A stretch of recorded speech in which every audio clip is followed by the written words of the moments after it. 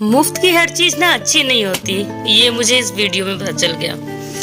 ये वीडियो मैं सोच रही थी शेयर ना भी करूं, बट फिर सोचा शेयर कर दूं, क्योंकि ये 3 रबड़ की पैंट मुझे चाहिए थी, जो कि मुझे लोकल मार्केट में मिली नहीं आसपास।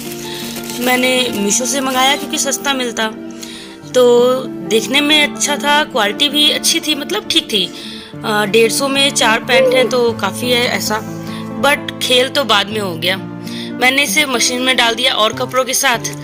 इस छोटे से पैंट से इतना कलर निकला कि और कपड़ों को उसने रंगीन कर दिया। तो हुआ ना भाई कि मुफ्त का कलर लग गया सारे और कपड़ों में, और वो मेरे लिए बड़ा ही बुरा साबित हुआ।